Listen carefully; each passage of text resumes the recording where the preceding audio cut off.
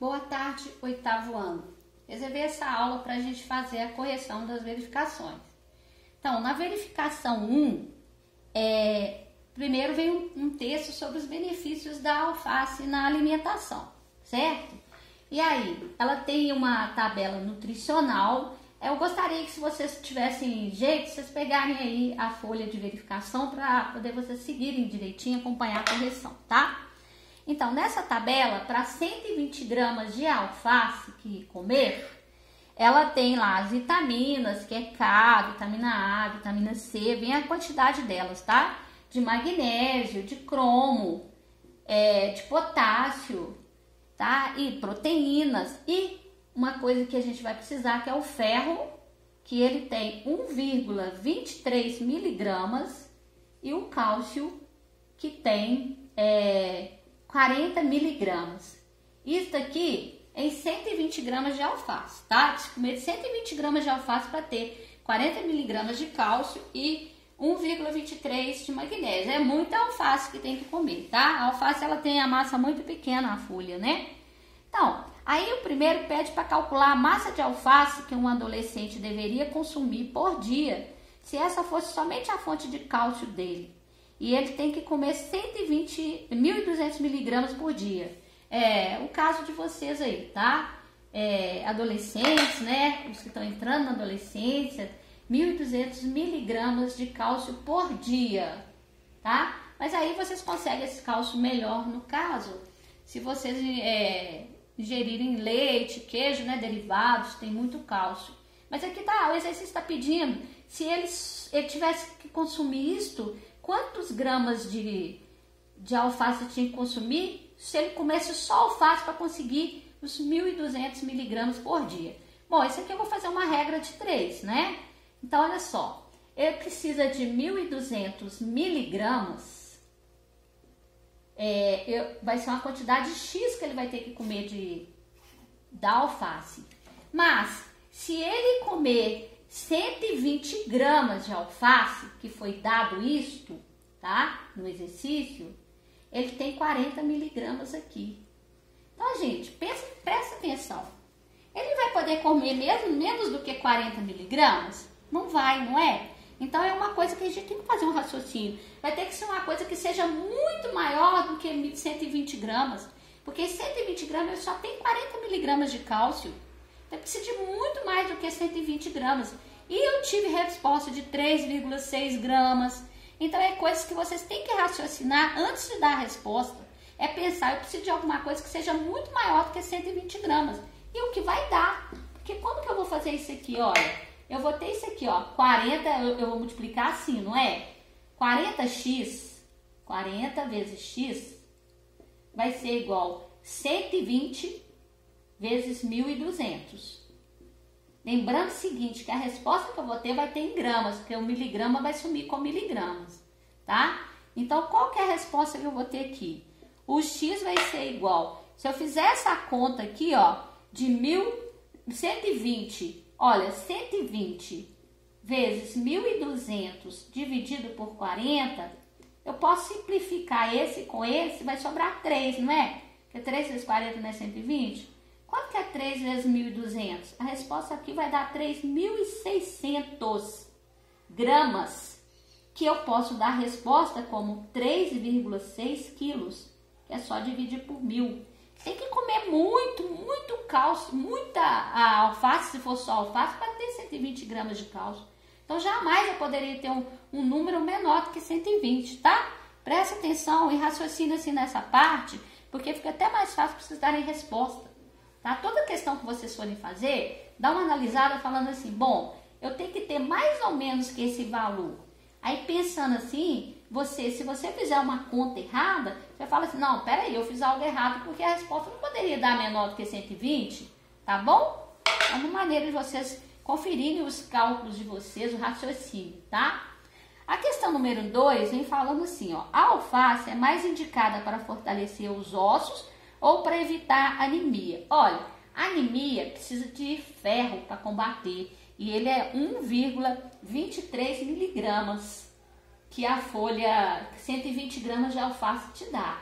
Agora, o cálcio, ele é para fortalecer os ossos, dentes, né? Ele tem 40 miligramas, ela. Então, imagina, olha, numa folha de alface, você tem muito mais cálcio do que ferro.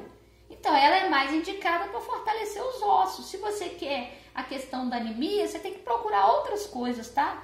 Verduras verde escura, como o brócolis e a couve, o feijão, a carne, e não a alface.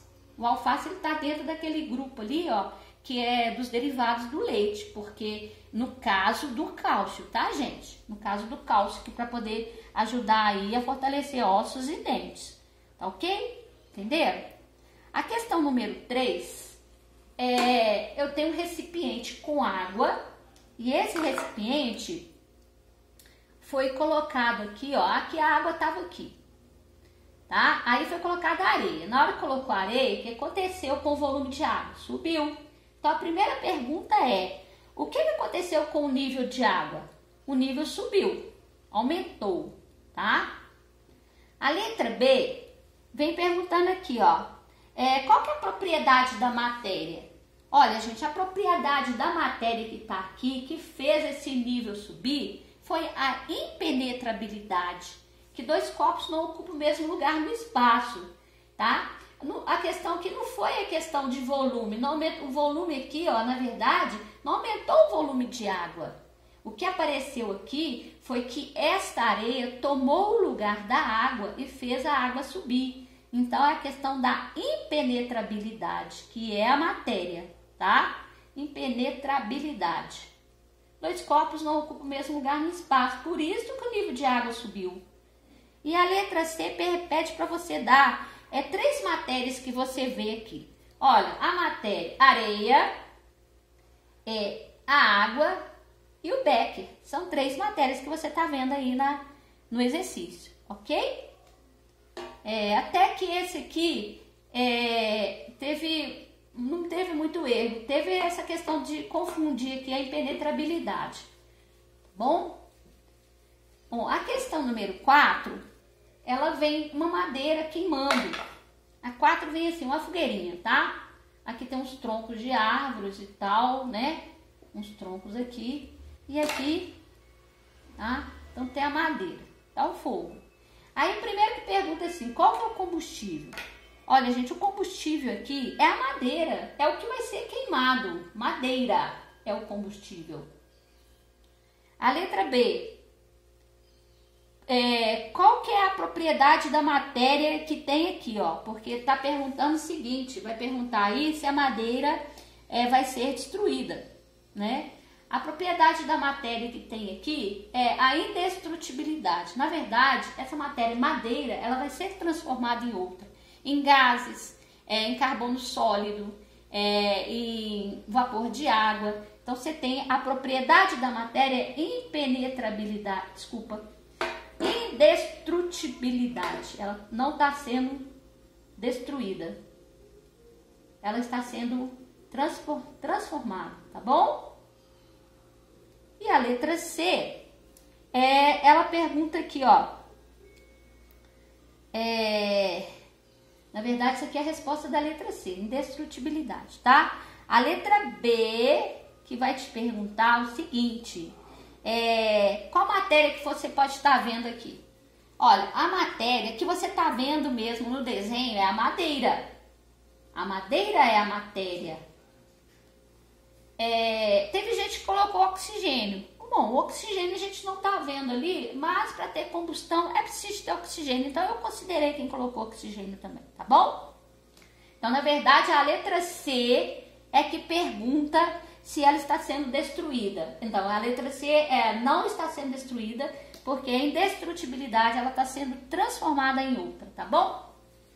Agora, a número 5 é uma questão fechada, que vem te perguntando para você, essa aqui teve um nível de erro grande por causa de uma palavrinha. Tá querendo saber o que é divisibilidade? Olha, aí vem duas respostas assim, muito parecidas. A letra A, que vem falando que é uma propriedade geral, de separar em partículas, dividir, né? Mas aí vem outra, que é muito parecida com ela, que é a letra C, que vem falando que é uma propriedade específica de se dividir em partes. Olha, dividir em partes é a mesma coisa que separar em partículas. Então essa parte aqui, ó, ela tá igual. Acontece que aqui tem duas palavras diferentes. Então, divisibilidade é uma propriedade geral ou é uma propriedade específica? Se vocês pensarem bem e lembrarem, é uma propriedade que é geral. Toda matéria se divide. Então, a resposta é a letra A e não é a letra C. Ok? Tiraram a dúvida? Bom, o número 6, ele vem falando, é uma questão típica de Enem, tá? Porque ele vem um texto grande, informativo. Ele vem falando do Rio Tietê. Que, como você sabe, o Rio Tietê, ele está em São Paulo, né? É como se fosse o nosso Arrudas. Nosso Rio Arrudas aqui. Então, devido à poluição, esse Rio Tietê, ele é chamado de colar de esgotos. Olha só, gente, que coisa horrível. Colar de esgoto de São Paulo. Tá? Então, ele vem pedindo assim, ó. Tá querendo saber algumas considerações de ações preventivas para impedir que o rio chegue ao estado que o Tietê chegou. Então, a primeira prevenção, ele quer saber quais aqui que são válidas para impedir a poluição do rio, tá? A primeira está falando instalar rede de esgoto para evitar os despejos domésticos cheguem ao rio. Então, rede de esgoto, essa aqui é válida? Sim, esta é. Por quê? Porque se tem uma rede de esgoto, vai tratar esse esgoto, né? Tem bala para ETE, antes de cair no rio. Então já vai melhorar, não vai entrar aquele tanto de poluição lá no rio. Então a 1 é válida. A 2, exigir que das indústrias façam o tratamento dos despejos dela. Indústria tem que tratar, fazer tratamento, tá certo? Antes, por exemplo, vamos supor uma Fiat Automóveis, fazer tratamento. Uma Fiat Automóvel, ela não pode pegar as águas que ela usa ali na indústria e jogar no rio. Ela tem que fazer um tratamento. Lá tem uma estação de tratamento prévia lá de esgoto, tá? Antes de jogar, tem que tratar aquela água lá, são os efluentes dela. Então, esse primeiro tá verdadeiro, o segundo tá também. O terceiro vem falando sim. O terceiro fala monitorar, monitorar, quer dizer, seguir de perto, tá? A ocupação de mananciais. O que são mananciais? Os mananciais são águas que servem para abastecimento público.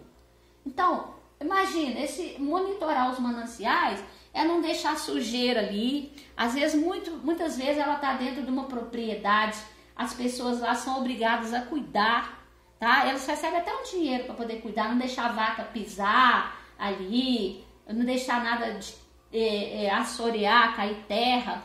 Então, quer dizer, essa também está certa. E tem mais uma. A quarta vem falando de esclarecer a população.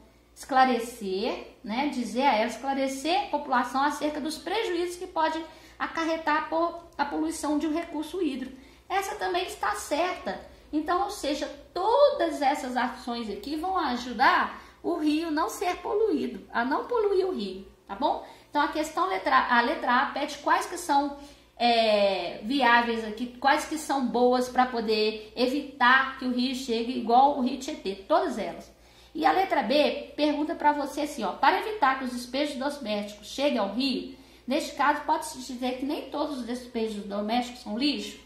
Olha, gente, o despejo doméstico, a gente chama de despejo, são as águas que vêm do banheiro, da cozinha, da lavanderia, né? Então, todas essas águas aí, realmente, elas não dá para a gente poder aproveitar, né? Ela tem que ir para o tratamento. Então, nesse caso, elas são, sim, elas são consideradas um lixo, tá? Ok? Então, vamos lá. eu tenho ainda uma outra verificação para eu poder fazer a correção, mas eu vou deixar para a próxima aula, que é a verificação número 2. Espero que vocês tenham entendido. Obrigada.